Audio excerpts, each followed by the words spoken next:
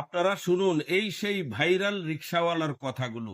আমরা কোনো রাজনৈতিক কারণে যাব না, আমরা ভোটের জন্য যাব না, আমরা আমাদের অবদানের জন্য যাব। পদত্যাগ করলেও আমাদের কিছু না, না করলেও কিছু না, কেননা উনি এমন একটা উপদেশটা আমাদের হয়েছে যে উনাকে যদি আমরা উপদেশ দেই তাহলে আমাদের ইজ্জতের ব্যাপার, বুঝছেন?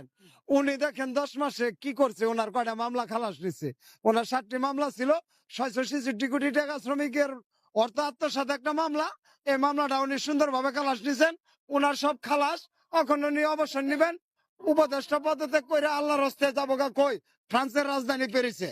উনি কি 10 মাস নিজের টাকা ব্যয় করে খাইছে? এই 10 মাস যদি উনি এই উপদেষ্টা না হয়তো উনি কি ব্যয় করে খাইতো না? উনি একজন শিল্পপতি, রাষ্ট্রীয় কোনো সুবিধা ছাড়ছে?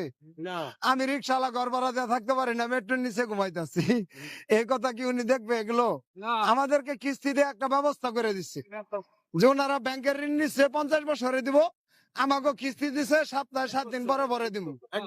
আমি যদি মরে যাই আমার লাশ ডাইকা যাই ওকে কিস্তি দিন লাগবো, আর ওরা যদি ব্যাংক ঋণ লিয়ে মরে যায় তাহলে ওর পোলার অসুবিধা বুঝিয়া দিব।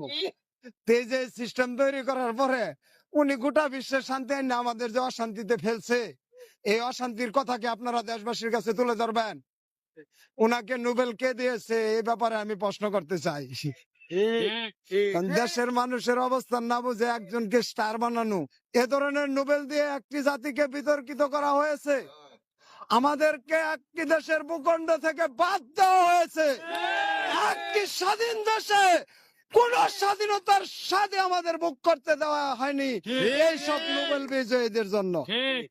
আজকে আমি ওনারে একলা বলবো, ওই ফজল হাসান আবেদ আছে, উনি কিছুদিন আগে মারা গেছে, আমি ওনার মরণোত্তর ফাঁসিও চাইবো ইনশাআল্লাহ। আমরা মনে করেন না যে আমরা ছেড়ে দিব, কারণ সবকিছু এই ব্রেক প্রতিষ্ঠা কইরা এই ক্ষুদ্র জামিন দরিদ্র জনগোষ্ঠীকে ক্ষুদ্র ঋণের আওতায় আইনের নাম করিয়া ওনারা তো লাখ লাখ কোটি টাকা মাইরা বয়ে রয়েছে, দেখছিনি অবস্থা। ওনাদের প্রতিষ্ঠানের কোনো অভাব নাই। দেশের নামি দামি মেডিকেল, নামি দামি কলেজ, ইউনিভার্সিটি, হাসপাতাল, ব্যাংক, গাড়ি, বিজনেস সব কিছু ওনাদের। কিন্তু আমি যে ব্রেকের একজন সদস্য, আমার কি অবস্থা জানে? ঠিক মতো কিস্তি না দিতে পারলে রাত্রে বউ লাগে ঘুমানি হয় না। বিশ্বাস যদি না করেন তাহলে এটা এর চেয়ে খোলামেলা আর কত বলবো। প্রিয় দেশবাসী, আমাদের এই কথা এভাবে ধারাবাহিক চলতে থাকবে। আমাদের সাংবাদিক ভাইদের জন্য একটু দোয়া করবেন, ওনারা যেন আমাদের কথাগুলো আপনাদের সামনে তুলে ধরতে পারে।